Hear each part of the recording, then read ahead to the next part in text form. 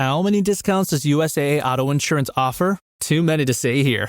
Multi-vehicle discount, safe driver discount, new vehicle discount, storage discount, legacy. How many discounts will you stack up? Visit USAA.com/auto discounts. Restrictions apply. Brooks Running reminds us that we're all powered by something.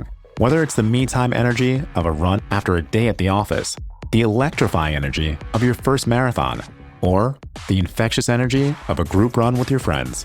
No matter what energy powers you, Brooks has gear specifically designed to unleash it. So lace up and let it out. Let's run there. Visit brooksrunning.com today to learn more.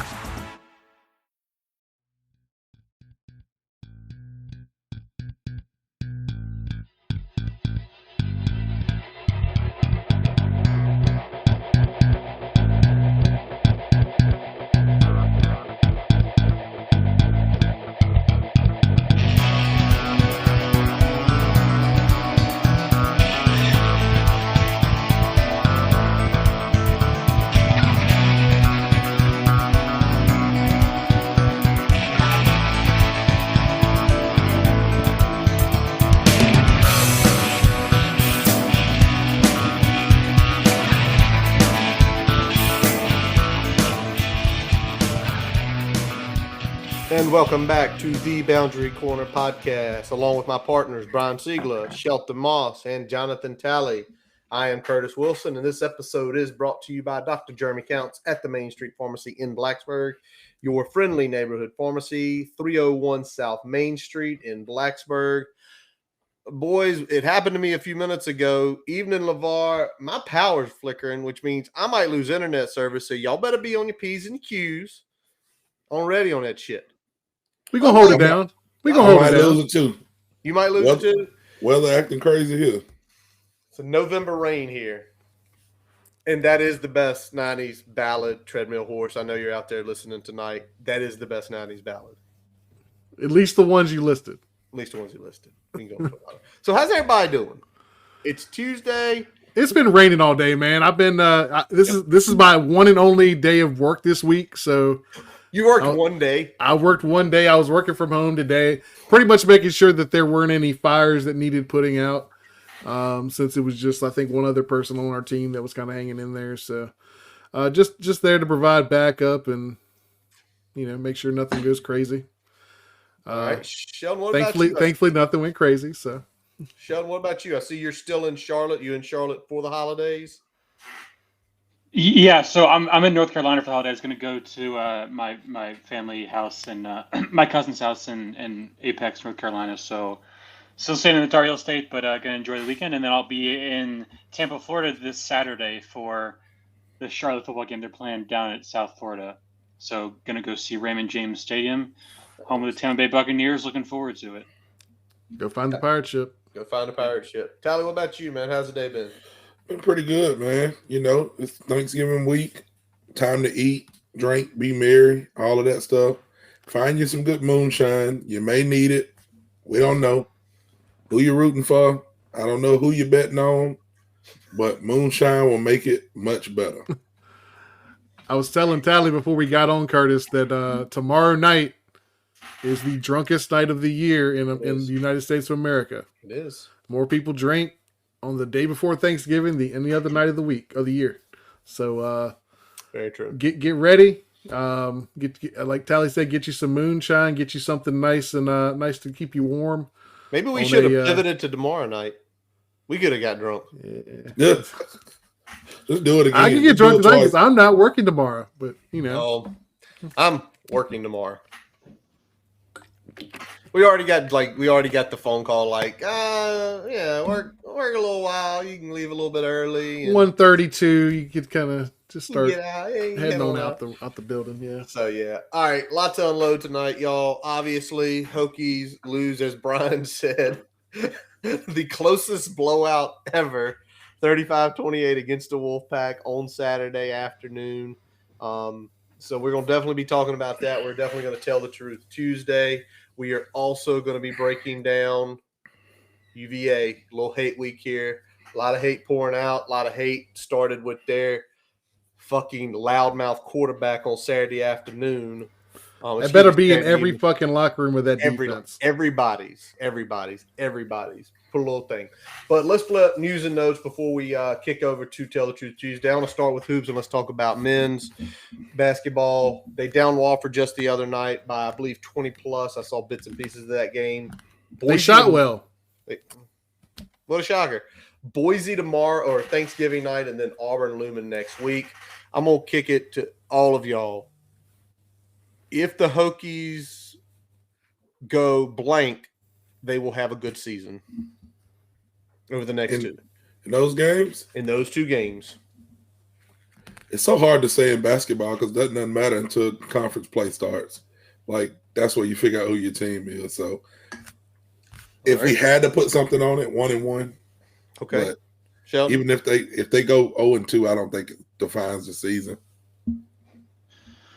I think they got to win too. I mean, I'm just projecting for the ACC tournament because they don't really have a ton of opportunities for quality wins, assuming they don't beat Auburn. So it depends. I don't know. It depends how the ACC stacks up in terms of how they're projected with the net rankings and all that stuff. I don't know if it's going to be perceived as a great conference. So because of that, Tech has to do well in the non-con. So I think it's a pretty big tournament. Okay. Yeah, I think it's a 2-0 situation too, for the same reason Sheldon said. This is where you got to build your resume. This is the time to do it. As Sheldon said, I don't think the ACC is perceived as a good conference. It's going to depend on how in that kind of second tier they fall. So that's really going to kind of determine the strength there. So getting all the wins you can in the non-con is going to be very important. Let's go 2-0. Let's take this into December on a high note here. Yeah, I'm with y'all. I think it has to be 2-0. If anything, it's to build the confidence to play again. Boise perceived as a good team. They lost by 17 to Clemson just the other night, and Auburn is a good team. I think it's confidence because after those games, they basically have following week they open conference play with Louisville. So if you go in there, you go 1-1 or 0-2. I mean, the confidence is going to be down. This team needs the confidence, because of what Tally, I think what y'all said. This is a shooting team. They're a shooting team. Shooters need confidence. So let's see how that shakes out. It is Thursday night at 8 o'clock, so I'll be watching the Niners here, the Hokies here. All right, women's, they struggled a little bit with UNCG. They've got a couple of Kansas, then Tulane this weekend. It's Friday and Saturday. LSU looming next week. Y'all tell me, not until we get to the LSU game are you worried? Like, honestly. Really. And I mean, are y'all worried about any of these teams coming up? I mean, no, I mean, I wouldn't call them necessarily a warm up, but there's certainly not any teams that are gonna, I think, press us wall to wall. So, well, LSU got some bullshit going on down there right now too. So yeah, maybe we can, sneak around and blow them out. Angel Reese not dressing out for a game or got benched or something. We got all kind of stuff going on early this season. Yeah, and that's not helping them gel with a couple new pieces that they brought in. So it'll be interesting to see if they able to put those pieces together between now and then. And I still like our chances regardless. They definitely play a more physical brand of basketball than we do. So it's going to be interesting to see if we can match that. That was a problem in the tournament last year. it was. Mm-hmm. So, if we can either, get a lead where that becomes less of a problem or, at least match some of that energy to kind of offset that a little bit, I think we'll be all right. Sean, anything on this? they'll be fine. I think Kansas will be a good test, and LSU when they get there. But kind of like what Ty was saying, like non-conference games, especially for this team, just not the biggest deal in the world. Like we know that they're going to be a high seed. Yeah. So it'd be nice to win, obviously, for the resume and maybe for the social media bragging rights as well. But it's bragging rights. It's confidence too. And as much as that people, we're down about the Iowa loss. You're playing with one of the best teams in the country. You're right there. Go to LSU, get that win, and just keep the building, keep building. Yes, we have been waiting to watch that since this Saturday. Hokie Nation 5423. One more piece Hokie wise, and I got to turn to one other thing, college football wise. Wrestling, Big win up at Piscataway. They take out the number 15 Rutgers Scarlet Knights. That was a good win on Friday. And over the weekend, the Keystone Classic. Wrestling's crazy because there's another thing going on tonight up at Penn State. I was reading, where some of the best in the country are competing. It's like an all-star thing. That shit's crazy. But Keystone Classic up in Penn, Caleb Henson won, Bryce Adonian won, Andy Smith won, Hunter Cackle won. They take 4 championships up there, which is pretty daggone good. And it's much like women's basketball, right? Kind of the way we view it. It's like we're going to be good. We're going to send people to the nationals. We're going to compete for the ACC title. It's just I like to just see the accolades, right? Because when you see those guys winning the tournaments, having a good duel, it's like this is the confidence we need for some of those guys. Yeah, I think it's all about building up that confidence and kind of taking some of those that momentum into the conference time and seeing how you can build off of that. All righty. Y'all got anything on the wrestling? Nothing? Sheldon, Allie? Oh, all right. One piece, I tell y'all, I keep up with hirings and firings. Dino Babers got fired the other day up at Syracuse, and now the run of the muck of how many people are interested in that job is going up and down. There's 2 more pieces, actually. I mean, I guess if you're a long tenured OC or DC and they offer you a job, you take it, right? Right. I mean, who can win at Syracuse? It's a tough job. It's a tough job. You know, it's just a tough football job. So, not talking shit about them, but I don't know. I don't know who can win there. It's not the 90s anymore. It's not. Right. It's not. And it's crazy to think if you go back and look in the history books that from like the mid 80s to the early 2000s, they were a legitimate top 25 program year in, year out. We had our wars with them. Everybody always, was it 97? 97 game always hurts a little bit. All right, one more piece. And everybody follows it, saw it. I mean, the tea leaves have been there for the last about 6 weeks. But Marcellus Barnes Jr. decommits over the weekend, officially puts it out there. I think for us 4 here, it's not a shock. Yeah, once Georgia was starting to push hard, you kind of got a feeling that was gonna go the way it did. That's a hard one to win heads up. Especially for a player that is kind of that lower, from a ranking standpoint, that high 3, low 4, like getting that offer is pretty big for him. So, best of luck to him. Looks like Georgia is the go there. So, sucks, but I think we're on to the next. So we'll see what comes down the pike here. What's even more important or more interesting is as soon as he decommits, his ranking shoots up. Shut up. I'm just saying. Shut up. Oh, yeah. Ranking goes up. Hold on. We need to... dropped to a composite 3 before he decommitted. And then I think he's back to a composite 4, if I'm not mistaken. He is. Yeah. He's almost a 90 now. Yeah, I'm telling you. Where's Matei? Call Matei, everybody. I'm telling you, man. Hey, they have to pay for subscriptions one way or the other. When certain people start sneaking around, the rankings get a little bit different. We need this team to stay here. We need this team to stay here. We need this team to stay here. You know how it works, man. You conspiracy theory? You got a conspiracy theory? Ain't no conspiracy. They keep showing us. I mean, they're making it easy. They make it super easy. Oh, he decommits from Virginia Tech. His ranking goes up. What the fuck? If Georgia doesn't give him an offer, he comes back. Is he going back to an 87.75? Expeditiously. We're talking about before he has to recommit. Sheldon, you got anything on this, man? I know it's tough to keep up with recruiting with all you're doing. Yeah, no, the only thing I would say, I saw someone on social media, and this happens a lot, say something like, well, why would he, go to Georgia when he could be like a star at VT? I think that's kind of a warped way of looking at it. I mean, you figure you go to Georgia, you've got the best coaches on the planet, best facilities, the most exposure, NIL money, NFL draft opportunities. I mean, it's kind of a no-brainer. So I just think it's just a losing battle. They've got the money, they've got the winning, the success. Just not something I'd overreact to too much. All right. Well, this has not been a very happy, and we're going to get even unhappier here, and we got to tell the truth Tuesday. And, y'all know the way we do this. We're always going to start with what went well.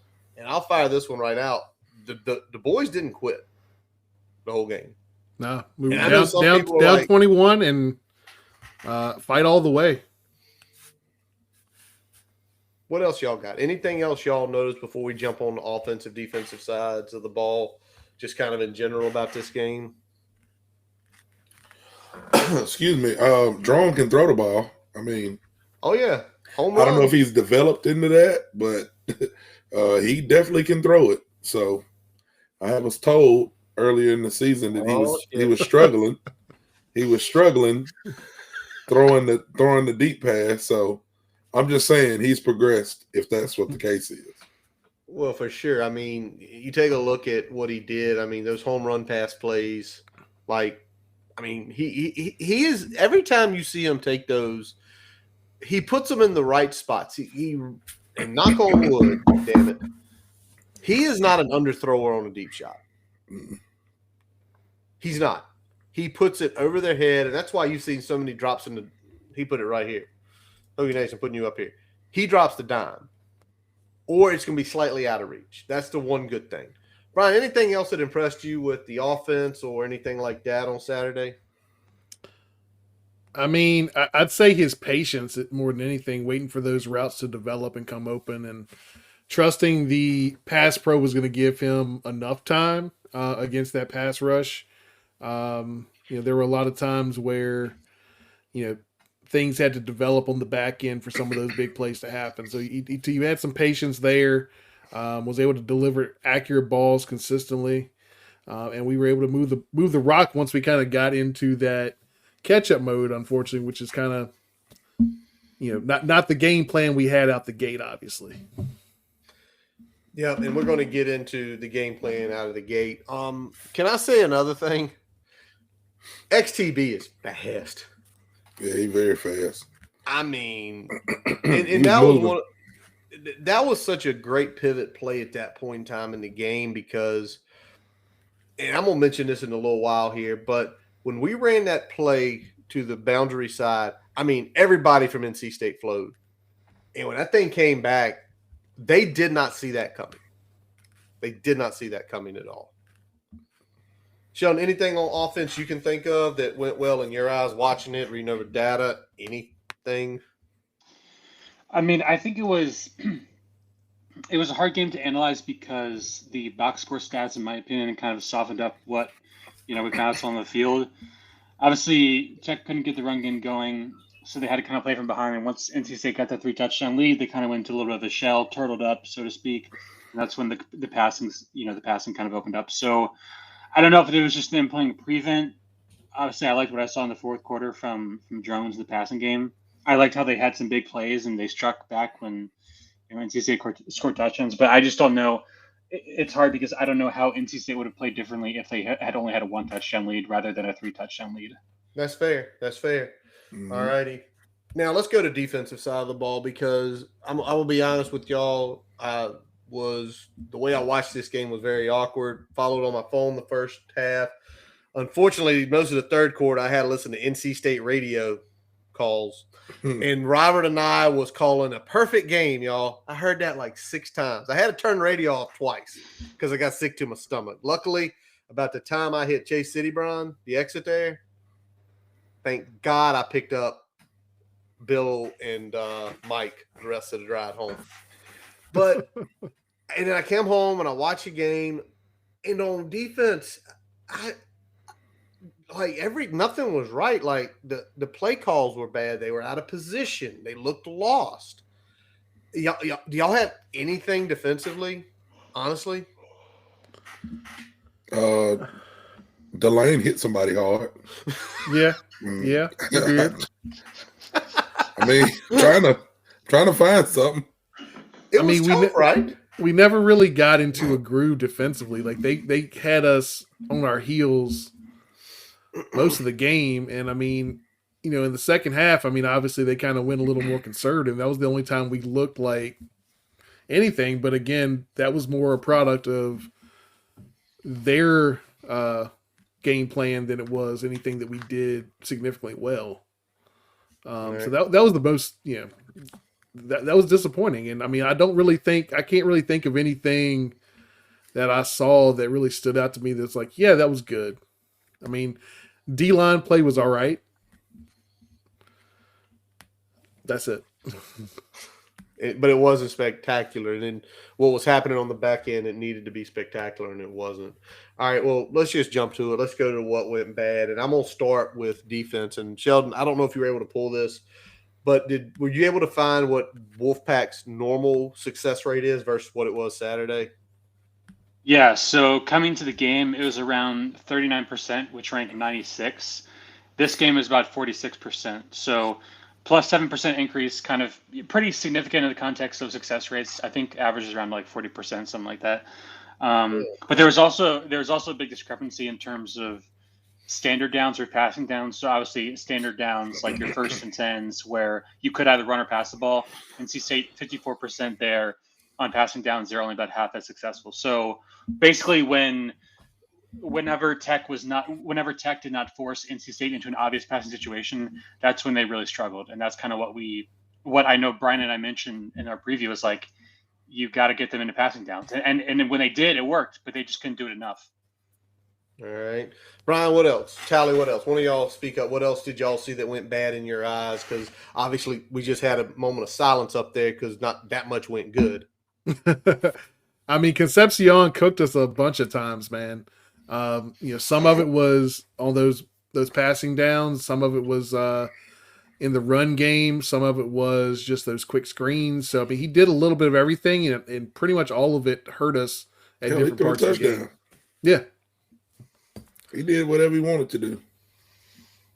I mean, he paid his $100 to the neighborhood hooker. And he did whatever he wanted to do for the night. That's what happened. I'm just telling you. Brian, that is at 22:44 if you want. We didn't get off the field on third downs at all we needed to. We did. I mean, it's the same stuff. When we play bad, it's the same things. It's like, again, this team is so up and down. You look at the same stuff week in and week out, whether it's good or bad. When it's good, it's good, but when it's bad, it's bad. You know, the run fits are horrible. We don't get off the field on third downs when we need to. You know, we penalties, just whatever, man. It's just the same stuff. And people get tired of seeing it. And I get it. I understand. Everybody, if you're watching this later on, if you're at work, if you're at church, calm down a little bit. You know what I'm saying? I get it. You deserve to be mad, but you done had a couple of days. Nobody's getting fired, so don't even get your blood pressure up because they ain't getting fired. You know, do they need to be fired? Well, we saying they need to be fired when we blowing people out? Like, we got to take a whole body of work and look at what we need, where we were last year, where we are this year, where we need to be next year. It's a lot of stuff to think about, man. You start talking about firing people and just bringing new people in, then you fucking end up like Texas A&M paying a man $76 million to be the same shit you been. Yeah, that's true. You're the same shit you been. You just added some salt on top. Yeah. And the salt was him being mad at Nick Saban every week. So I'm just saying, man, I ain't saying that, you know, the coaches don't need to be scrutinized, but I'm not going to go into the whole, let's fire the whole coaching staff every week until we actually have something that is going to make us better. Well, I mean, I'm the type of person that, you know, when you're looking at something, I need to see what you can do for me, what you can show me before I will show you the door. Yeah. And I don't think we're quite at that point yet with anybody on this staff. Obviously, definitely not the head coach, but I think we're still waiting to see where the ceiling could potentially be. And this is year 2 of what, was going to be a multiple year rebuild. Right. We're talking about a team that has shown improvement, but what they're struggling with is consistency. That's the truth. And the thing is, it happened, and I'm gonna bring us back to where we were because I'm agreeing with both of y'all on what y'all are saying. But what's frustrating Saturday, and the most frustrating, this is a May offense. This was not that good of an offense. Sheldon had the numbers where they ranked in the country. Not a good, successful offense. A May offense. There are 2 guys that could beat you. We already mentioned Conception. He beat us. He torched our asses. The other guy was Brennan Armstrong. And Brennan Armstrong had his fucking day. He ran for, if you had counted those knees at the end, he went for well over 100 rushing the ball. A lot of was designs. And I think what got me a little bit, and I'm gonna pitch it to Sheldon here in a second, was the first couple drives we kind of pegged them. We kind of had what their number. And then they adjusted. And we didn't. And they scored on 5. And I had to hear that from NC State as well when I was listening on the damn radio. 5 drives in a row, they scored a touchdown. And it's just like, that's you just can't you can't give that up and don't answer. No. You get your defense to go out. And, I know I've seen a lot of people saying, fire Marv, Maybe one day he deserves to be fired, but against Syracuse. I'm just saying, like, what you in a 0-0 game going into the second quarter. Your offense has to produce, man. You're at home. You got to bring some juice. You got to adjust. So I ain't saying that the defense had a good day.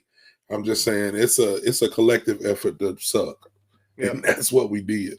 Let me ask Sheldon. Can I pitch to Sheldon real quick? Because Sheldon looked up. The one thing I was more concerned about every time, you said the defensive line didn't had an okay game in your eyes, Brian, when you looked at the tape. I asked Sheldon to look up yards before contact. What was that, Shelton? Did you get to it about how much it was pre-contact? Before contact, yeah, it was probably about, let's say, 55 yards. So think about that. 55 yards. They ran about 40 run plays. It was 1.5 yards before we were touching them on average. 1.5 yards. Y'all 2 boys played up on that front. If you're getting 1.5 yards push, how's your run game going to do that day? Pretty good. I mean, if you can get 3 yards a carry, you're all right. You know what I'm saying? So we're saying right there with that stat that he pulled up that before they got touched 1.5 yards. And when I started looking more and more, our drops were crazy back for some of the linebackers, like way off the line. And I didn't understand it. Because, Brian, you joked last week, and it's the God honest truth. Brennan Armstrong doesn't have the arm to push the ball downfield. He doesn't. He never has. So by the way we had our defense, and this is where I'm frustrated with Marv, it's like the only way he could beat you is give him soft zones and give him some sort of run lanes. The 2 things you couldn't do, we laid on the platter for him. And that's what makes me mad because I sit here as a common football fan. I talk to y'all, I ask Sheldon about data, and I say, you telling me this, play press, stack the box a little bit. Make them go over the top on you. Force that they can get off the press. And we didn't do that. And we have 3 really good cornerbacks. And I know we've got to have some at safety right now. But we have 3 really good cornerbacks. And that's what pisses me off. And it's like, what's going to happen if someone leaves? What's going to happen if the next guy doesn't develop quite well? Then it's going to be on Chris Marv. Right. Anything else on defense? I'm sorry. I got in my bag there for a second. Good. I mean, the last thing I'm going to say is that, we said trick plays were coming. They came. They worked. It kind of sucked that, we weren't able to do anything with it. Every single trick play they ran worked. That's bad, man. And again, bad. But that's where it's like, I don't believe in firing. No, Chris Marv, Tyler Bowen, nobody's getting fired this year because there's been at times where, again, you've seen, all right, looks like they know what the hell they're doing.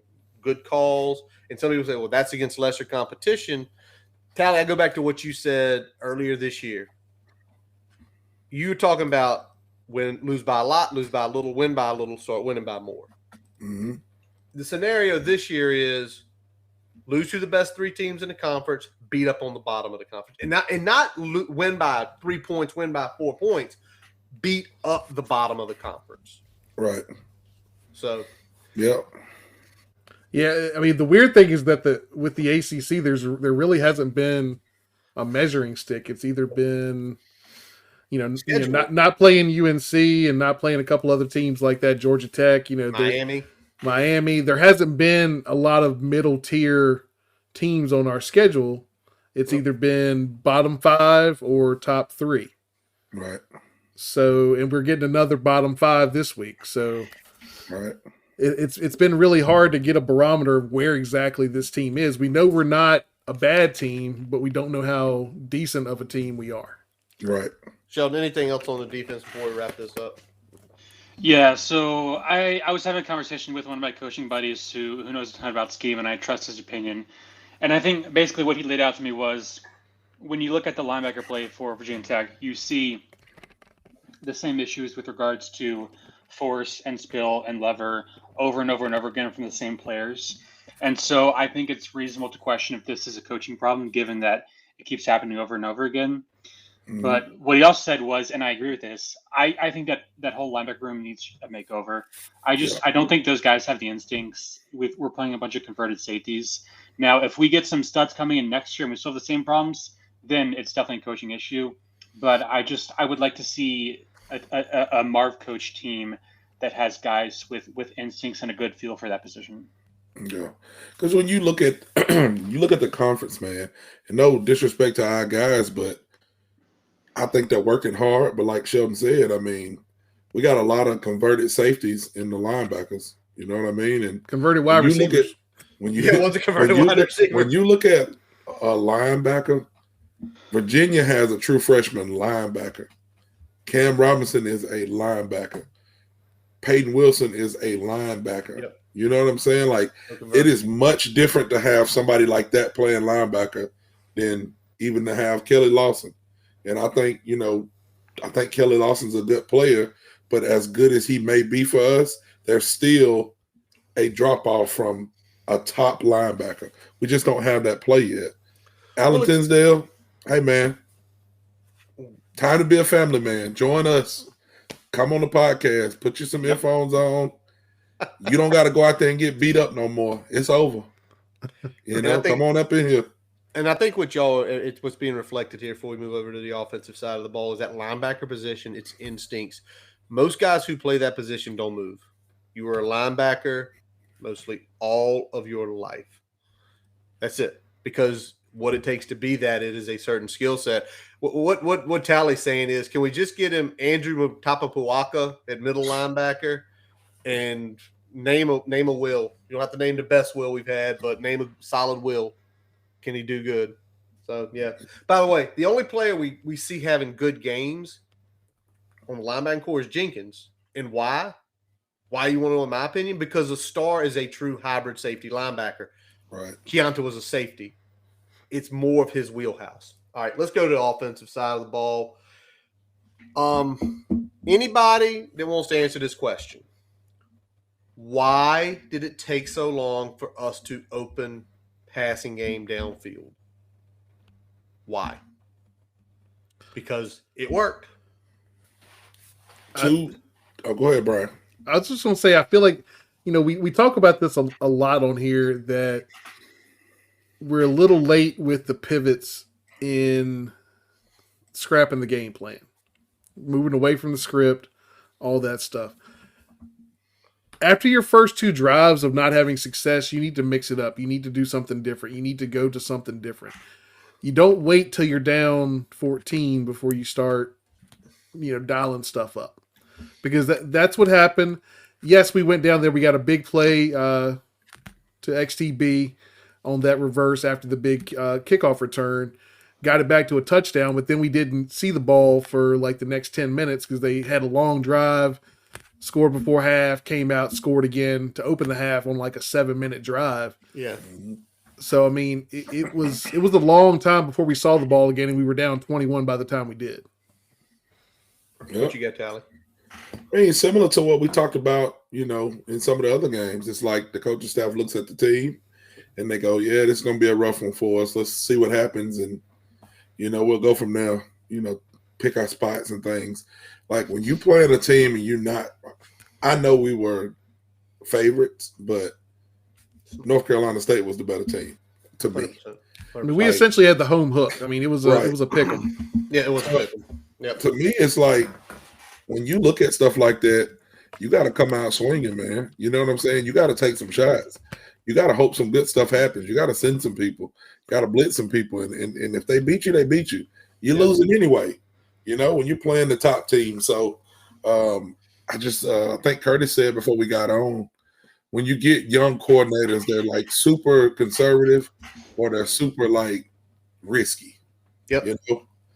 You got to be a good mix of both and figure out what team you have to figure out what works for you. But both of our coordinators are like super conservative. It's like that stick is so far in their ass that you can open their mouth and thump it. You know what I'm saying? I don't know, man. You gotta do some stuff different. But again, depending on who we play, they call the games different. So it's true. But you've also, and that's where I like what y'all were saying here, because you've seen those games where we didn't divert from the plan. And the next thing you know, the next drive, 4 plays, touchdown. Right? And then the drive after that, we drive deep, get a field goal. Then the next one, we get on plus side, we punt and put them inside of 10. It feels like to me, it's like they have this whole of, I know it's eventually going to work. I know it's eventually going to work until coach probably goes, beep, this shit ain't working. Do something different. Okay? Click. The other part I want to say is, and y'all, maybe it's my eyes deceiving me, and y'all can disagree. I felt like NC State had some of our plays absolutely pegged. Mm-hmm. Pegged. The XTB play, that was like was it a toss? It was like a toss left, right? And they reversed it. Watch how they flow. Like, we know exactly what they're doing. And when you pivoted, nobody was. I mean, they're a well-coached defense. I mean, you expect that from a well-coached defense, and that's exactly what they got. I mean, you look at what Wilson was doing. I mean, he was all over the damn place. I mean, he was even on that play that you were talking about. He was almost walking down XTB. I mean, he was the second fastest player on the field on that play. So, I mean, it's frustrating because you feel like when this team does have some early success, the coordinator has shown that he'll let his nuts hang a little bit. But when it doesn't work out the gate, it takes a little bit too long to move on to something different. I mean, you don't have to wholesale abandon your game plan to throw in a handful of new wrinkles to give them something different to look at and something different to worry about. And I'll go ahead and mention it here since it's on the screen there. Rex Parker said 2 to 3 touches for 2. Big mistake again. Yeah, I know some of that was dictated by the game plan, but you still got to get one of your 3 or 4 best players on the field involved in the offensive game plan. You got to get him the ball.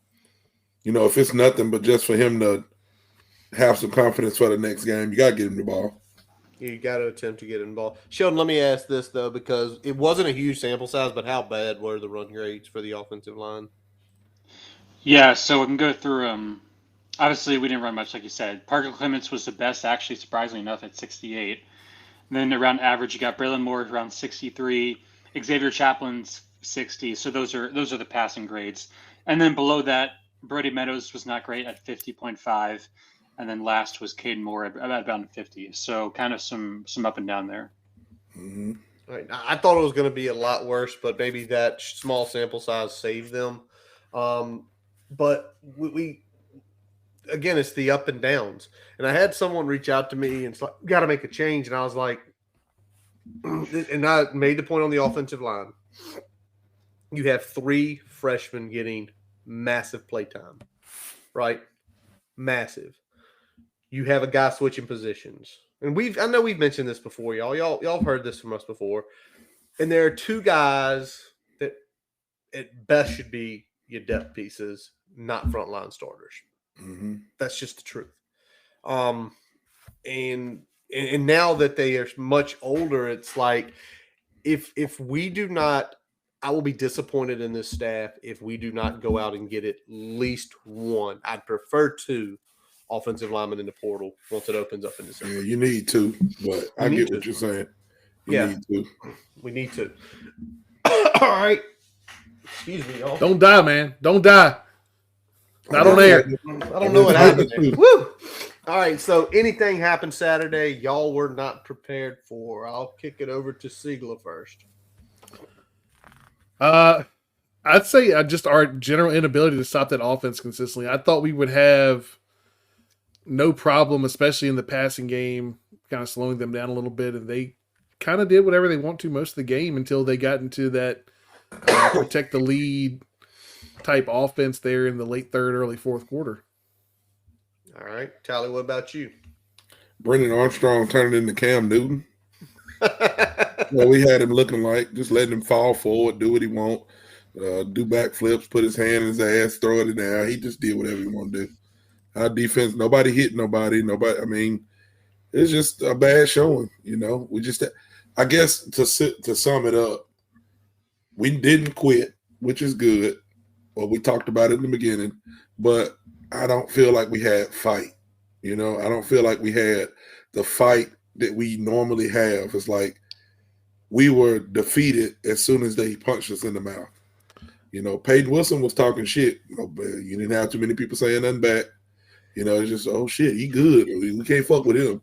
Oh, you got to hit that motherfucker just like you hit everybody else. But we didn't see that. We didn't see that Saturday. So we'll see. Sheldon, what about you? Yeah, I was most surprised, disappointed with how poorly they stopped Brendan Armstrong running the football. I know he's a good runner. I don't mean to take anything away from him, but his running numbers are down from the previous years, and I thought that Tech did a fantastic job defending the run against Garrett Trader against Syracuse and also Castellanos with BC. So it was definitely a surprise that they struggled so much when they had success against other quarterbacks.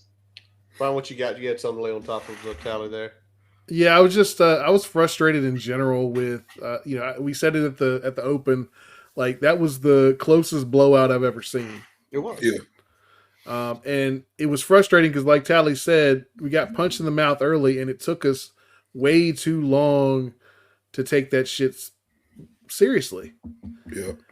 And I felt like it was really the fourth quarter. There was some fight in the fourth quarter where I felt like we really started punching back a little bit. Right. But it just took too long to get to that point.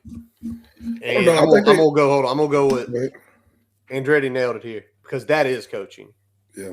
To getting your guys up to do it. I will say that it's coaching to get your guys up to do it, but I also will say, coming from a player that's played and then watching my son, you can coach a kid as much as you want. You can get them hyped when they get in the game and somebody hits them and they stand over them and they don't get up and push them off, or their teammates don't come over and help them get up. That's on the players. Now the coach might go back and evaluate film and be like, "Hey, when your quarterback's down line, you got to go pick him up." That should already be instilled in you. But it's like some games we get in some kind of mode and we don't think about that stuff. You know what I'm saying? It's like somebody hits you and they flex over you. Nobody comes up to help the guy up or push the guy off of him. You know what I'm saying? Yeah, I don't think we have enough dogs in the trenches on offense. You got to have some heart. You got to have some heart yourself. So, 100%. But I do agree, Andretti. It is coaching. It is coaching on that. The one thing I'm gonna say I was not prepared for this game getting over 60 combined points. If you tell me we lost a game and it was 20-27 or 21-28 or something lower, this game getting to 63 points just blew my mind. Because the way both defenses have played coming into it and then how both offenses are ran.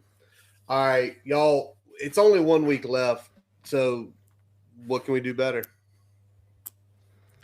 Beat the shit out of UVA. That's it. That's all you got to do.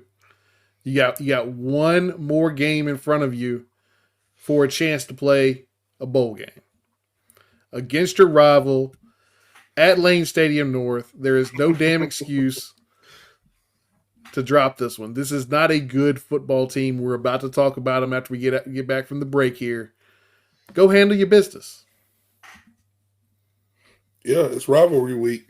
Did I say that right? Rivalry You got week. it. You said it? Rivalry week. Yeah, it's rivalry week. You got to go play, man. You got to throw. You throw out the records. You throw out the stats. You throw out what everybody's done the rest of the year, and you just got to go play. I mean, that's what you can do better this week. Whatever ritual you got to have, wake them up at 5 o'clock, throw water on them, tar and feather. I don't know what you need to do to get hype, but I do know they've already made some comments about how they're going to beat you. When they beat you, they're going to be back on a national stage to beat a fucking 5-6 team, whatever. But anyway, you got to go and you got to win. That's what you got to do, because you really do need that bowl game, and you do need those extra practices. We do. And you need to be able to recruit and tell people that, hey, we're missing one piece. We're missing two pieces. We bring you in. We go from a bowl team to, hell, you could be a playoff team. I ain't saying we're a playoff team, but look at Louisville. Next year, they be a playoff team. Yep. 12 teams. Sheldon, you got anything? No, look, just a win is a win, man. I mean, I expect it to be a dogfight this Saturday, and if they come out on top, that's all I care about. So just go into the offseason with some momentum, some good mojo, and we'll feel a lot better about this whole pride thing. If we get a W this Saturday. You're absolutely right. To me, it's win. It is all that matters. And with saying that, we are going to take a quick pause from our digital partners and Main Street Pharmacy. Icy Hot Pro with 2 max strength pain relievers. Targets multiple pain receptors. Ice works fast. Heat makes it last. Brace the rudders! Raise the sails! Raise the sails! Captain, an unidentified ship is approaching. Over. Roger. Wait, is that an enterprise sales solution? Reach sales professionals, not professional sailors. With LinkedIn ads, you can target the right people by industry, job title, and more. We'll even give you a $100 credit on your next campaign. Get started today at linkedin.com/results. Terms and conditions apply. I can probably save you a lot of money, and I can take a lot better care of you. That's pretty much it. My name is Jeremy Counts, and I'm a pharmacist. I own and operate Main Street Pharmacy here in downtown Blacksburg. My brother's a pharmacist, I'm a pharmacist, my uncle's a pharmacist, my dad's a pharmacist. I remember he would give me M&Ms to count in little pill counters. This is something I've always done, and I'm just lucky that what I know so well is something that I can do and feel good about it and give back to people. Pharmacies are your frontline defense. Pharmacy's job is to make sure you're getting optimal care for the lowest price possible. Also, we take the pressure off of emergency rooms. I'll tell people immediately when they need to go to the doctor, or I'll tell them if they just need a cream over the counter. If there's something that isn't commercially available, if it's something that's not available in a certain strength or a certain form or anything like that, we'll make it. Tailor-made medications. Some of those options save people a lot of money. What motivates me? I get to take care of people and live in Blacksburg. That's all I need. As we take a quick break, we'd like to tell you about getting your free website report from our digital partner, Grassroots Digital Marketing Studio. They'll tell you how your website ranks on Google, on-site SEO, and social media. No commitment to buy anything. You can get your free report by visiting grassrootsdigitalstudio.com/free-website-report. Now back to the episode. All right, and we are back. And now let's get to go. It's a little hate week, know the enemy, as we take a look at the UVA Cavaliers. And we are going to flip to the offensive side of the football. As always, Brian, I give you the honor. Who we got running this show, and what do they do? Yeah, we got Des Kitchings running the show here. It's a pro spread scheme, a lot of wide zone rushing concepts. Likes the deep ball a lot. You'll see play action very frequently as well. And they score most of their points in the first quarter, actually. When you look at this team, they've done very well kind of out the gate their first 1 or 2 drives and then slowed down a whole bunch after that. So that's something to watch for, obviously, with some of the up and down starts we've had, either slow starts or quick starts and not really a whole lot of steady Eddie. So that'll be something to pay attention to. All righty. Sheldon, you got anything this offense does good? I mean, yeah, they've got really good wide receivers. Obviously, we'll talk about Malik Washington and Malachi Fields very shortly, but I think it's an offense overall that struggled for the majority of the season, so that's why some of their metrics are so bad. But you do have to sort of use the eye test and look at what they've been doing in previous weeks. And look at Duke last week; they averaged about 6.3 yards per play, which was pretty impressive. Put up 30 points, so it's it's a team that has misleading stats. I think they have gotten significantly better over the past couple of weeks. All right, some misleading stats. And you already mentioned the first guy we're going to talk about here today, and that is Malik Washington. Beast. A beast. 5'9", about 190 pounds. He was a transfer guy from Northwestern after everything that went up there when he originally came out of high school.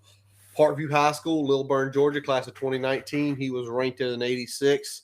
And now at his time while he was up at Northwestern, he did have 2 solid production seasons there. Both 2021 and 2022 combined for 109 receptions with a little over 1,200 yards there. But this season he is absolutely blown up. 96 receptions, 1,311 yards, 9 touchdowns. Brian, what does he bring to the table? Yeah, he's kind of an all-around slot guy. He's a deep threat and a yak threat. They like to use him a lot in the screen game, quick pass game, but also they'll throw the ball deep to him. Very elusive in the open field. Definitely their biggest offensive threat by a mile. All right. And Shelton, let's get a little bit of grades on Malik Washington because I believe, if I'm not mistaken, he is a Biletnikoff semifinalist. Yep, he is really, really good. So highest graded wide receiver in the ACC at 91.2, which is insane. He has the highest reception percentage, so that's percentage of targets he catches. The highest yards per route run, most yards after catch, most first downs, all ACC. Damn. And he does not have a single drop the entire season. So that's his body of work. He is a exceptional wideout. Tally, what does he catch your eye with? Because you said beast as soon as I dropped his name. It's just good, man. He's tough. He's not very big, but he looks like a running back. Like he's got a little bit of weight to him when he gets the ball. Like you said, yards after catch. Like he makes people miss. He's tough. He continues to run. He's not going down with one hit. So those DBs got we've talked about, is our secondary good, or our secondary stats may be misleading or not. There's been some arguments about that, so they'll have their chance to see, because whoever's lined up against him, that motherfucker's coming for you. Yeah, hell, we've argued about it on here, man. Yeah. And like you said, he finishes runs. He kind of reminds me of unfortunately, kind of a little bit of Concepcion last week, except he's deep into his college career at this point, so he's a developed player, whereas Concepcion's still a freshman and kind of getting his legs under him here a little bit. By the way, y'all know how many times he's been held under 100 this year? Probably one. Twice. Yeah, one was 97. The other was the opening game against Tennessee, and he only had 29 yards. So definitely a beast there. And as is the other opposite of him, and that's excuse me, that's Malachi Fields, 6'4", 220 pounds. Came out of Monticello High School in Charlottesville. Staying home, baby. Legitimately. I mean, it might be 6 miles between the high school and where UVA is. He was a composite 82 coming out, just 48th in the state of Virginia. So obviously he has developed pretty well. And so far this season, he does not quite have the stats that his buddy has, but 52 catches, 722 yards, 3 touchdowns. Brian, let's play him. He's 6'4", he's 220. I think his game is a little bit different than Mr. Washington's. Yeah, I mean, he's a little bit more one-dimensional than Malik is. Primarily a deep threat. Most of those routes are ran past the 15 yards, but he will also they'll hit him on some of the short stuff, like the quick hitters. They'll also go with the hooks and curls to kind of move the sticks with him. So he's kind of a guy that is going to catch the short stuff and kind of do the dirty work outside, or they're going to send him deep. All right. Now, Sheldon, there's no possible way he can grade as good as Washington, but I've got a feeling just looking at his data points and looking at some of the statistics, he doesn't probably grade too shabby. No, he's pretty solid. 15th highest graded ACC wideout. Yards per catch, pretty okay at around 13.9. He's not a big yards after catch guy, and he's also not as sure-handed as Washington is. Only about a 58% catch rate, and also lower passing rating when targeted. But the main reason for that, if you want context, is that he has a very high depth of target. So about 14.6 yards is how deep he's targeted.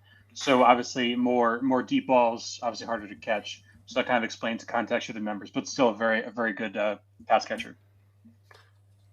Hey, Tally, two things. Anything on this guy, and then I just sent you a message. Take a quick look at it on our screen here. But you got anything on this guy? Did you get to watch him or see any highlights from him like you did Malik? Yeah, he's just a big wide receiver, man. He's kind of a matchup nightmare. When you start looking at his size, like you said, he can move the chains for you. Good downfield receiver. He's shown it by the yards that he has, but once again, it comes down to our defense. They play some good defensive. They play some good players, but we'll see what our secondary can do. Yeah, we'll see how the secondary can do. And we're going to talk about a few more offensive players than we normally do this week, y'all, because the next guy I want to talk about is I do want to talk about the quarterback, and that is Anthony Calandre, a 6 foot, 200-pound quarterback out of Lakewood High School in St. Petersburg, Florida, a consensus 84 when he came out back in the class of 2023. So he is a true freshman. He has played a lot. The red shirt's already gone from him. Not a lot of crazy offers, Middle Tennessee, Buffalo. So not a highly touted guy coming back. Probably his next best offer was probably Kentucky, but we don't know how committable offers are. So far this season, he's played in 7 games.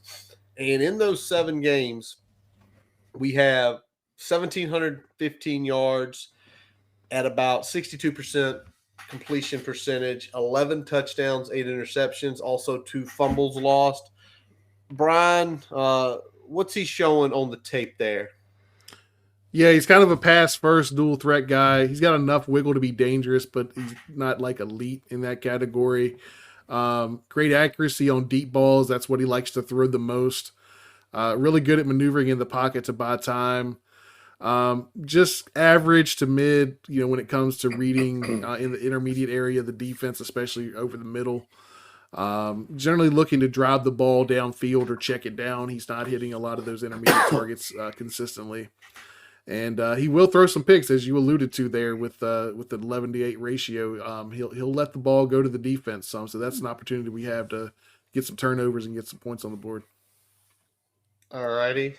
Tally, were you able to find it? Yeah, so as reported by Mike Barber, UVA's quarterback says, quote, after the game versus Tech, after we beat Virginia Tech, this program is going to shoot up and everybody in the country is going to know about us, unquote. Any comment on that, Mr. Tally, for a team that's 3-8? Hey, man, he trying to let his nuts hang. He got his rival coming to his house. He's feeling good coming off of his 3rd win of the season. I'll probably be talking some shit too, But you gotta be. Hey, T.I. said it best. Don't let your mouth write a check your ass can't cash. So we're gonna see. We're gonna see what this defense gonna do. The last thing I would do as a 3-win team is try to add fuel to the other team's fire, but he's letting his nuts hang. But he's letting his nut hang that if they beat a 5-win Virginia Tech, they're all of a sudden a national a team to watch on a national stage. That's kind of that's an odd flex, but yeah, a freshman flex. Freshman flex. There you go.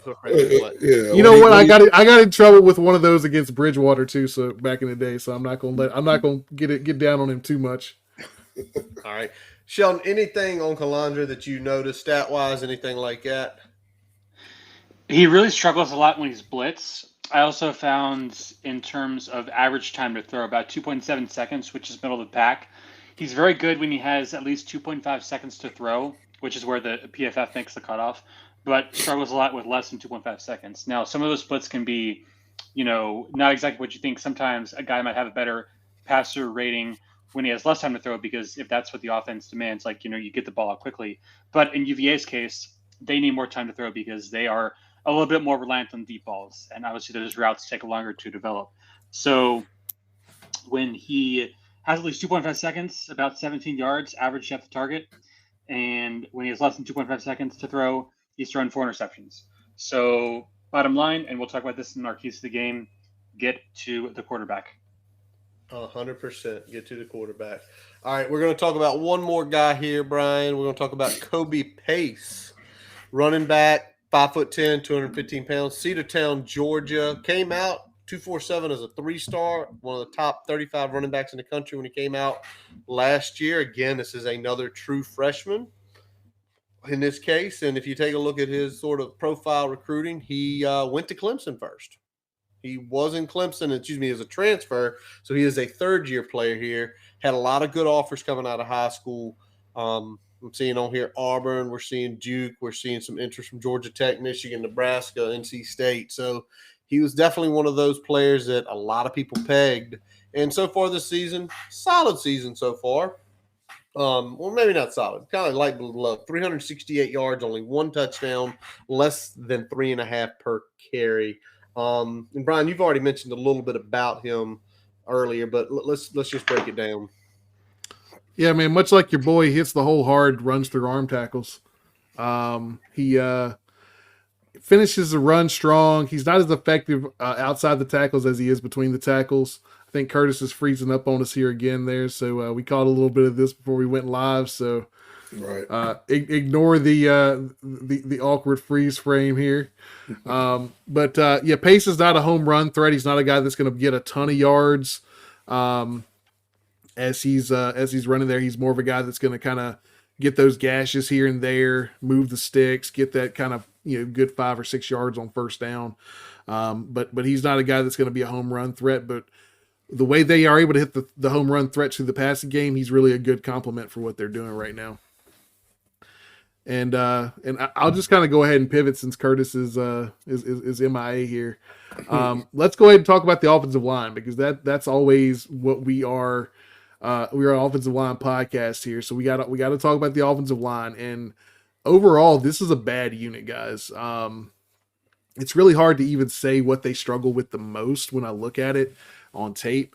Rushing attack is good enough at times to complement the deep ball, especially with Pace in there, because he can kind of get some of those extra yards when he's dragging defenders and things like that. But they go for long stretches where the running game kind of can get stale on them, and that hurts their passing game. And they also surrender a lot of sacks. So really there's no good metric for them. I mean, I can let Sheldon talk about their numbers a little bit here, but just looking at them on tape, they're not really good or stand out in any one area. We need to find who that Parker Clemens is and attack that motherfucker. Whoever he is, go at him. Yeah, for sure. Well, you mentioned the running backs. Their running back explosive play numbers are pretty bad. I mean, I know that Pace and Hollins are at the bottom of the barrel in terms of generating big plays in the running game. Now, some of that, of course, obviously the offensive line. So, just digging into some of their numbers. Pass protection, it's been really, really bad for UVA. So they have the second worst pass block efficiency grade in the ACC. They lead the ACC in sacks and total pressures allowed. So UVA is, they don't throw the ball necessarily a huge amount. It's probably middle of the pack. But the fact that they've given up so many pressures, with that being said, is a pretty bad sign for them. So they haven't been able to do anything on the ground. They have not been able to protect the quarterback, and as you can see, it's a struggling offense. Yeah, I mean, they definitely struggled. Just watching them, it's been very up and down. Even in the Duke game, where they had some standout moments on offense, they would have stretches where they just struggled to move the ball. So it's going to be interesting to see, if we can come out and set the tone a little bit defensively and kind of get them out of what they like to do and what they do well. And if we're bringing those pressures, like Sheldon alluded to, if we're blitzing them, if we're getting to them quickly with our edge rushers, how much of a long day it can be for AC there. Let's go ahead and flip over to the defensive side here. This is a John Rudzinski defense, hybrid multiple front scheme. Curtis is back in the building here. Hey, we made it to defense without you, man. Good job, guys. Teamwork there. There we go. So, as I was saying, this is a hybrid multiple front scheme predicated on stopping the run. They bring a lot of different looks and pressures. They're pretty solid on first and second down. They struggle a lot on third down. Not a lot of sacks either. They don't get after the quarterback very well. So that's kind of what you can expect from the defensive side from a scheme perspective. Sheldon, I don't know if you have any statistics on them that you want to bring in before we move on to the players here. Yeah, so just a couple. I know Curtis asked about their defensive line metrics. So it's been pretty rough this year. They are 121st nationally in success rate against, so right around 46%. And their running game, their run defense has actually been worse, 125th in success rate. So, they let up 27 against Duke. I mean, it just, it's a team that's been up and down. They've been playing a little bit better. They gave up 45 points to Georgia Tech and then had an okay performance against Louisville, who obviously has a really good offense. So it's just a question of what UVA team do you get. But certainly the season metrics would tell you that this is a defense and a run defense in particular that has really struggled. All righty. And when I hear something like that and I take a look at the leading tackler, and that's the first guy we're going to talk about, it's Jonas Sanker. Jonas Sanker is 6 foot, 190-pound safety for this team. 97 tackles, 3 tackles for loss, no picks, 10 pass deflections, and several forced fumbles out there. When he came out in the class of 2021, another one who stayed home. He went to the Covenant School. That might be 10 miles from UVA's campus. He was ranked as an 85, the 33rd best player in Virginia. Other interests, Boston College, Air Force, in Ohio with a few other looks from FCS schools, so not the biggest one there. But, Brian, what are you seeing from him? Because that is a lot of tackles for a safety regardless where they play. Yeah, we talked about it. It's a hybrid multiple front. Their base package is a 4.25, and he is a true rover box safety.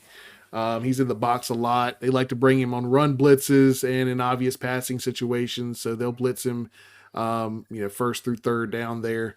Hard hitter and solid tackler, as evidenced by the forced fumbles there.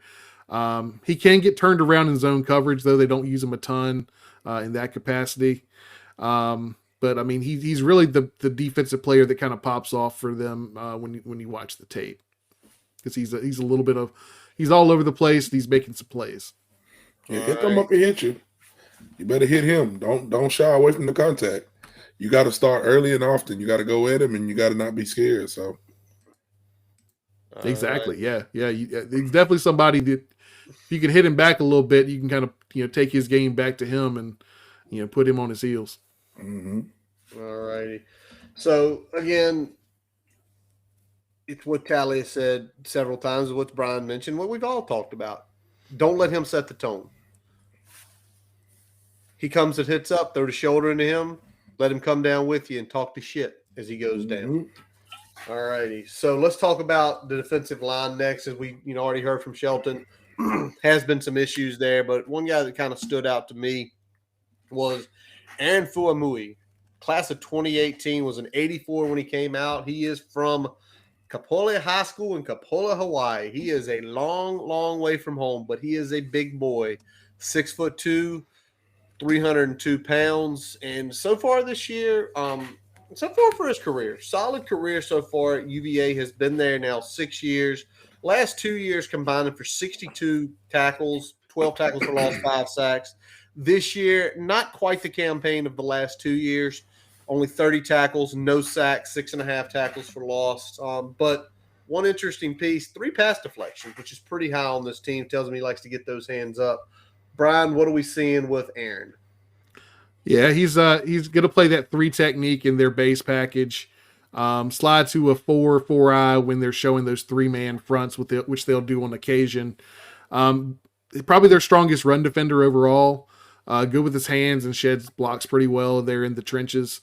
And he'll push the pocket occasionally on those dropbacks. But again, this isn't a team that gets a ton of sacks, but he's definitely a guy that can kind of speed up the quarterback's timing a little bit with that. All right, Sean, you said you had something on Aaron here. Yep. So you look at stops on PFF, which is a tackle considered a loss for the defense.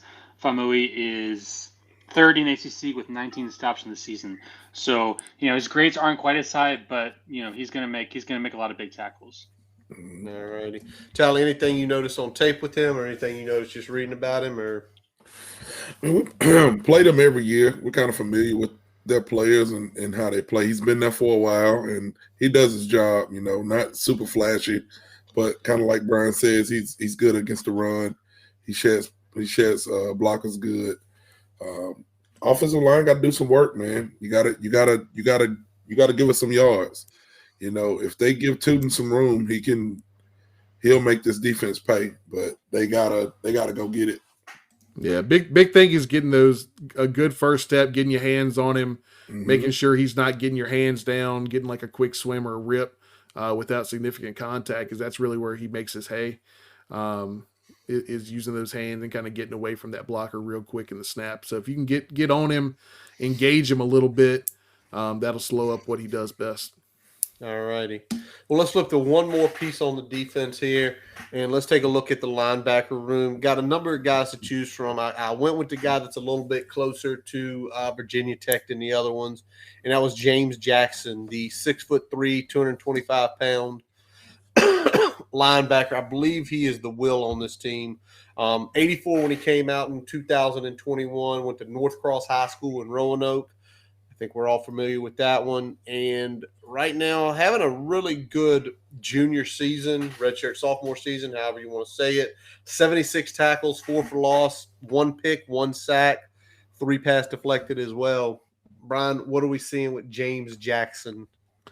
Yeah, I mean, he's not really that guy that's going to really pop off on tape, but what he is a very disciplined linebacker in the run game. He's very few mistakes. He's not out of place very often. He's not a guy getting blocked 5-10 yards off the line of scrimmage. Sheds blockers pretty well. Sure tackler.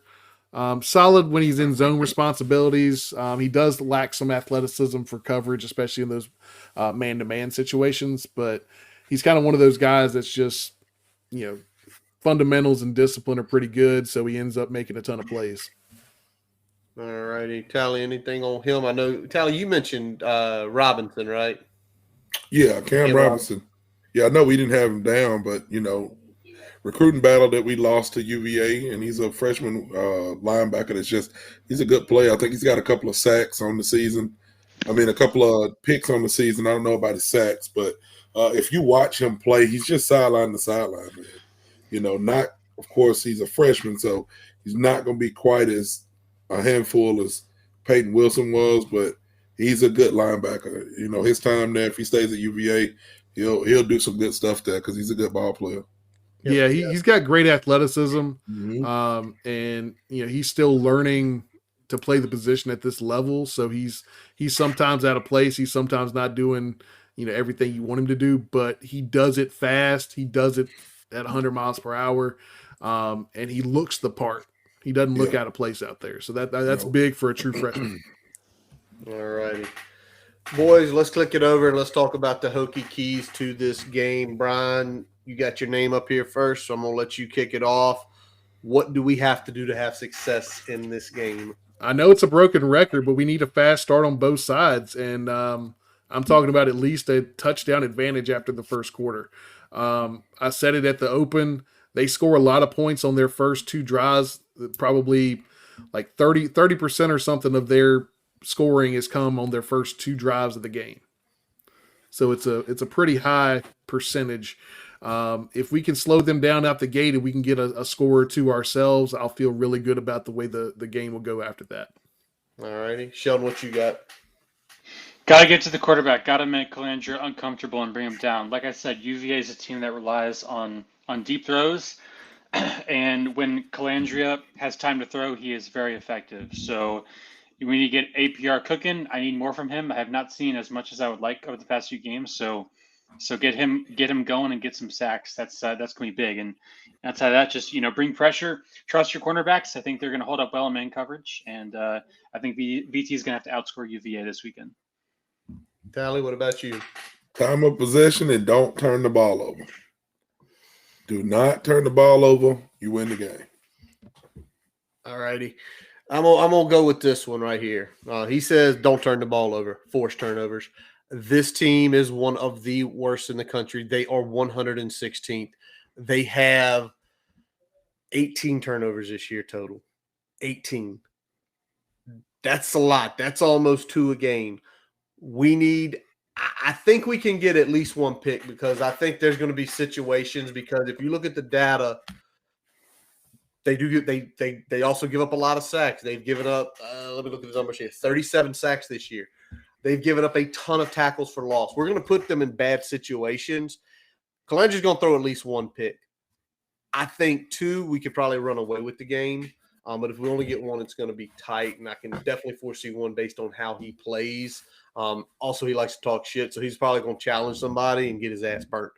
Don't bail them out on those 3rd and longs, though. No. Do not bail them out. Yep, do not bail. All right, well, it's time for predictions and big screeners, boys. This segment presented by Prize Picks. Prize Picks, daily fantasy app where you make entries based on players' projected outcomes. And they will match any deposit up to $100 when you sign up using BC Picks or use the QR code there. You can see it. And it is not just for football season. It's for basketball. It's for baseball. So you can do this all year around. Let's have a look at it here. And let's go to our predictions. Brian, I don't know what order you have them in. Do you have Sheldon first? Sheldon's leading off. And we're just going to go back around the horn to me. All right. Sheldon. What you got on this one? Yep, I think it's going to be a high-scoring ball game. I got Tech winning just because, well, it's UVA, and we own them. So even though I do have some trepidations about this game, I do think the Hokies will win a close ball game. So give me Tech. All right. I am right there with Sheldon. I've got this as a not quite as high scoring as he probably has it. I've got it a 30-20 victory for the Hokies. I think we jump out on them early. I think we establish ourselves on offense. I think we make them play catch up a little bit when we can tee off on them with our pass rushers and put them in bad situations, force a couple turnovers, and that's the difference in the game. All righty. Now I'm next. Tally, you get to go last. I thought I'd go last. I'm with the Hokies on this one as well. I think it is going to be – I hope it is not my prediction. I hope it is much worse than my prediction. But I think the Hokies are going to take this game. We are the more talented team. We have more experience on our side. And I think we take this game 27-20 at Lane Stadium North. Tally, you get to wrap this one up.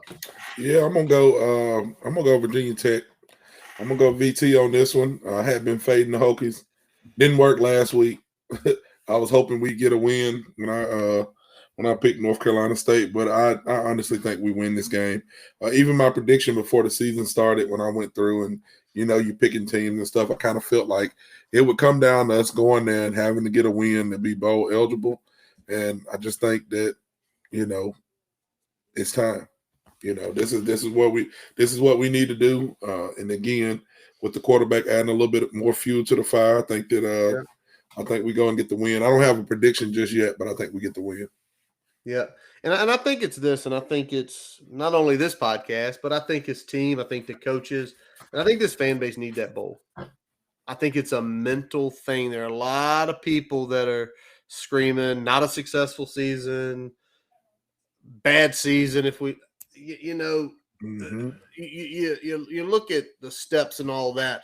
I think you go in there and we take the win Saturday, things are looking up for a lot of people. So let's talk about that a little bit. Let's talk about that a little bit since we're here. We can do it. Is this season a failure if we don't make a bowl? No. Because I mean that's been a big piece of chatter out there on the Twitter sphere. When I look at it, and I'll shout out Pete B here because Pete B kind of started this discourse.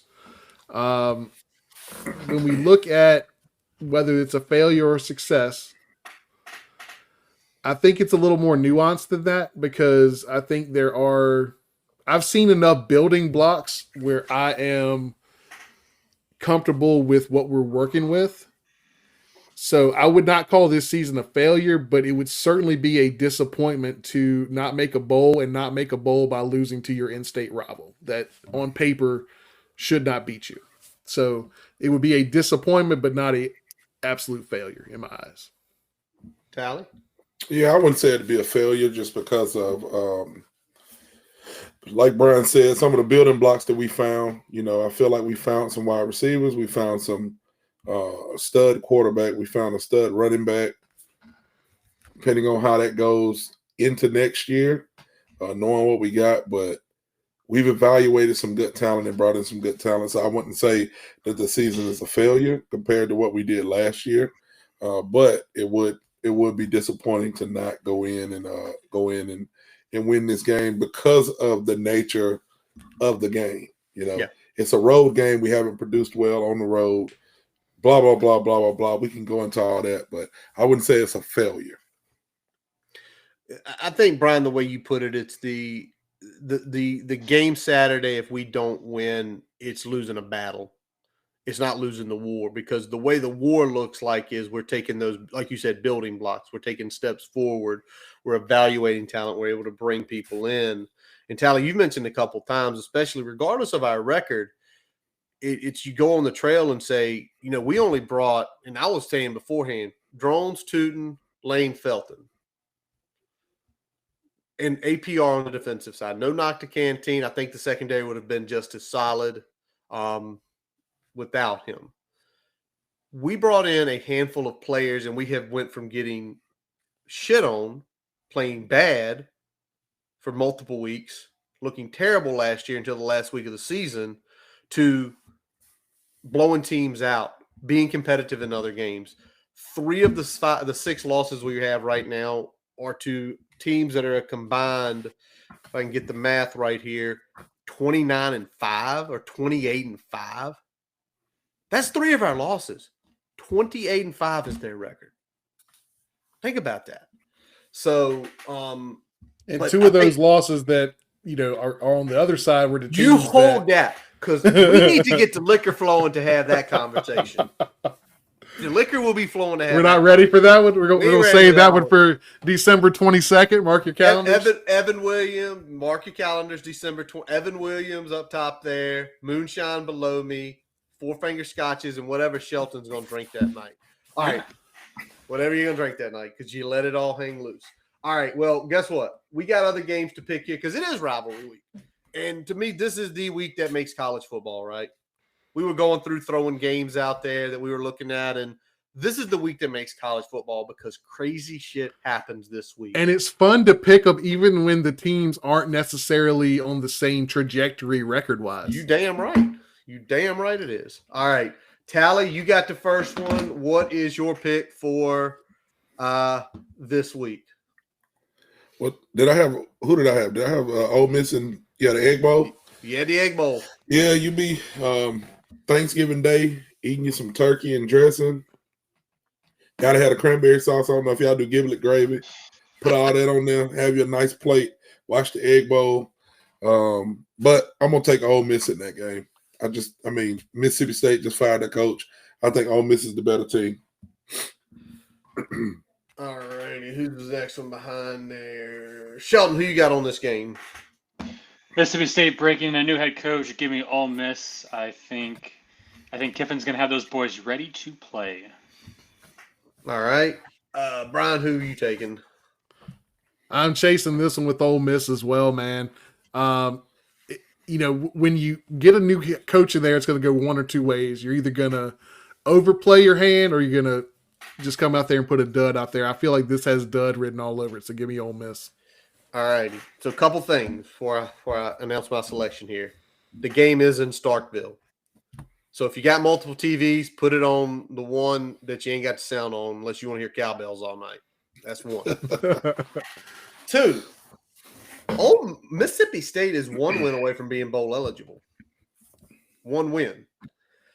3, Have we not seen some of the craziest shit in this game over the last 10 years? The home, what was his name that got the touchdown? Did the dog pissing thing? They missed the Elijah extra Moore. point. Elijah Yeah. Moore. The dog missed the extra point because they got packed up. So many wild things happened in this game. It was a 7:30 kick, but in this reality, Ole Miss is on the verge of potentially getting a New Year's Six bowl. They're 9-2. They do go 10-2. I wish we didn't have the hook because I believe it could be a 10-point game, but I'm going to go with Lane in the run up to score, and he'll score one late to win by 14. Mm-hmm. All righty. What's the next one? Oh, I'm the next one, Brian. You're the next one. We go out west. We go to Eugene, Oregon. We go to the Civil War, Oregon State, Oregon. That game on Saturday night, I watched just about all. I got back home, watched just about all of Oregon and Washington. That was a great game to watch. Great game. Two well-matched teams. So when I looked at this game, it's a lot of rivalry, a lot of bitter hatred. Oregon leaving the conference next year. If y'all didn't notice, Oregon State and Washington State have basically been given the okay. They will be a 2-team conference next year. Wow. I don't know how that works, but that's fun. That's got to be fucking fun. Oh my God. But in this case, Oregon on the doorstep. I think Oregon's already clinched it. Oregon potentially could win the Pac-12, could potentially go to the playoffs if things break right. But 13.5 is just too much in a game like this, especially. And I know Oregon State is heartbroken, but ain't nothing like having the boys just up the street. Give me Oregon State, take the 13.5, game a lot closer than people are predicting. Tally. I'm gonna take Oregon, man. They're trying to get Bo Nix to Heisman, so they're gonna try to let him sling it as much as they can. They're gonna try to run that score up with a good opponent in a rivalry game. I'm taking Oregon. Sheldon. Oregon is 8-1 against the spread this season. They're playing hot. I like the Ducks. All righty. And Mr. Siegler. I'm riding with what Curtis is spitting there. I think this is going to be a tighter game than I think people are looking at. I think it's still probably going to be a 10-point victory for the Ducks, but I think that it's going to be pretty close there down to the end. All righty. As Brian puts Oregon State on the board. Brian, you've got the next one. What rivalry game did you choose? Had to go with Gators and FSU after the Jordan Travis situation. This is going to be a very interesting matchup here because you got undefeated Florida State still trying to keep their hopes alive here for the college football playoff. ACC championship the game is already booked there. But obviously, winning the championship is still at play here. So this is going to be an interesting matchup here. I think Florida is a good matchup, especially with Travis out there. But I think it's just going to be too much talent on the Seminole side. So give me Florida State. All righty. Yep, I'm up next on this one. Little Sunshine State showdown. I think Florida State is going to win the game. But without Jordan Travis, I don't think they're going to quite blow out Florida like we're seeing. I think this is going to be a tight one. I do think Tate Rodemaker is probably good enough to lead them over the Gators, although the Gators are playing for bowl eligibility. So give me the Gators, give me the points. Tally? I'm going to take Florida State. I think Florida's quarterback is hurt as well. Their starting quarterback is hurt, if I'm not mistaken. Again, Jordan Travis is an amazing player. I hate that his college career comes to an end like that. Yeah, but he got nothing to hold his head down. I mean, he brought Florida State back to relevancy. So I'm going to go Florida State. And Sheldon. Yeah, I'm going Florida. I think they're playing on the road. FSU's playing on the road. I think they're going to take some time to get adjusted to the new quarterback. So give me Florida. All righty. So we got that one. Sheldon, you got to pick the next one. What game did you choose? Well, have to look at it. I believe I had the game. Is that correct? Yep. So Ohio State, Michigan. I was just talking about it with a friend earlier this evening. This game might honestly be the most consequential and important college football game in the last 10 years. I know that might sound crazy, but when you look at what's at stake with Ohio State potentially losing 3 straight to Michigan, CFP hopes on the line, national title hopes on the line, Michigan with all the stuff they've gone through this season, and the after effect that would happen if they lost to Ohio State. This is such a huge game. I cannot even put into words how big of a game this is. So with that being said, I am going with Ohio State to cover minus 2.5. 3.5. You got a 3.5 cover. I think the line moved down before we picked it, so 3.5. All righty, Brian, what are you saying on this one? I think Michigan's got a little bit of a chip on their shoulder with everything that they got going on this season. I think that Ohio State is going to give them a good shot early, but I think it's going to be too much Michigan in the end. I think it is going to come down to about a 6-point game there, but I got the Wolverines coming out on top on this one. All righty. And I am picking next. And 2 really good defenses. I think we both see that, 2 elite defenses. And like you said, everything that's been going on all season, especially with the whole Harbaugh thing and now the stuff that did Ryan Day hire the private investigator to start all this shit. Saturday, this game's in Ann Arbor. The Hyatt game kick is going to be 32 degrees. It is going to be clear, a little slight breeze of 5 miles an hour. And I think this is going to be old school Big Ten war. I mean, I think I see this game like 2017.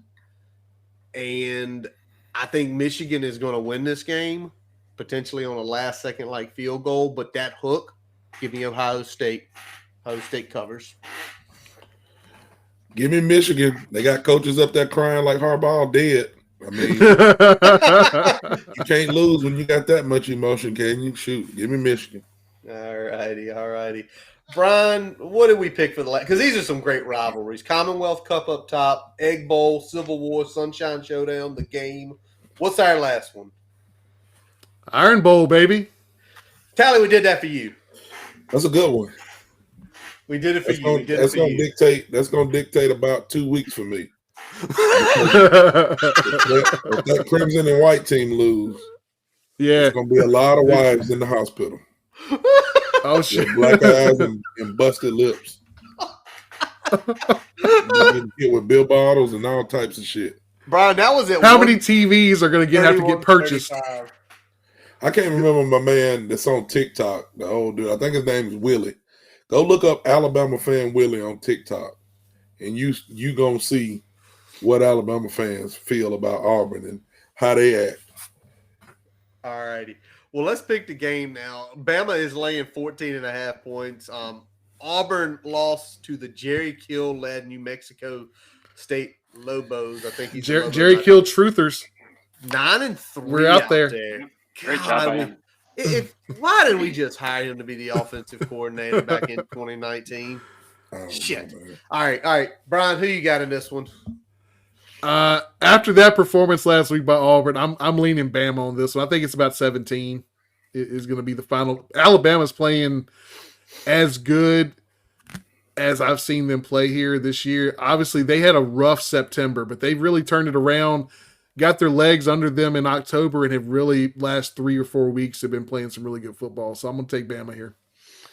All righty. I got to be a little different here. I'm going to take Auburn because I don't think they can potentially play as bad as they did last weekend. Hugh Freeze does have sort of a knack for having Nick Saban's number. I don't think he has the talent. I don't think he is quite there yet with Auburn.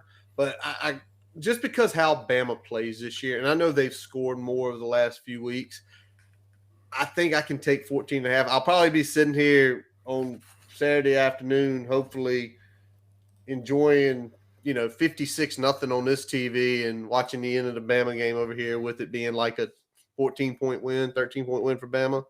So give me the points. Tally, how you feeling on this one? You close to Bama, man. I got to take Bama.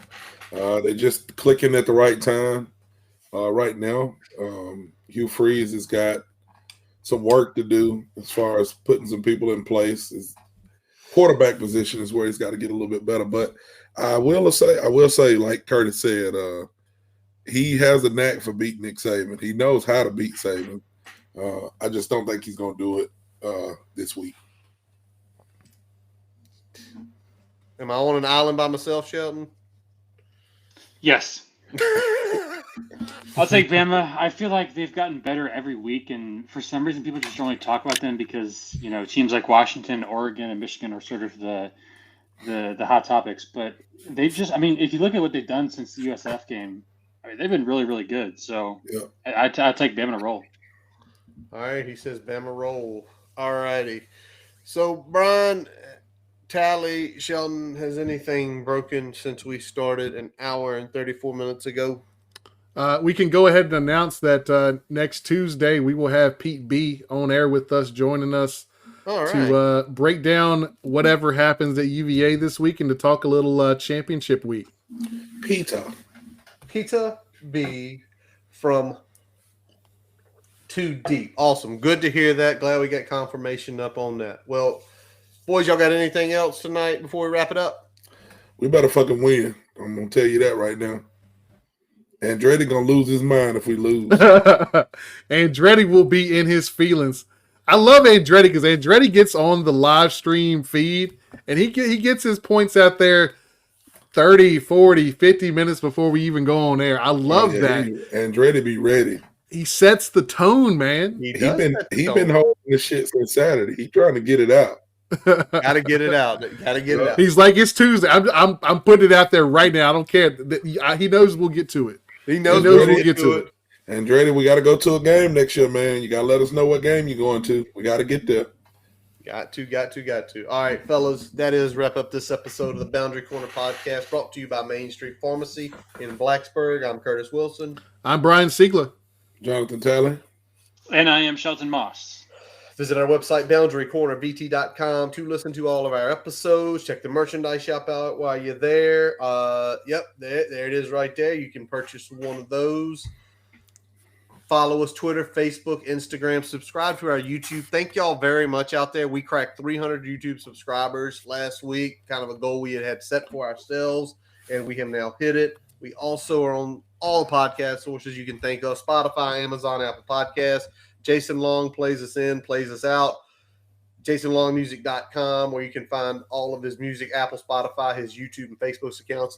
Jason messaged us today. Jason, did he think he tore something, or did he just think he pulled a muscle at wrestling practice? I think it's just a pull, but the doctors have to confirm. Yeah, Jason, you're too old to be out there with them kids, man. Well, he's trying to teach them, man. So he's doing good things. He's getting down there. Sometimes it's hard to get back up, though. All righty. Yeah. Well, that is going to wrap up it. We thank you all for always listening, and as always, let's go Hokies.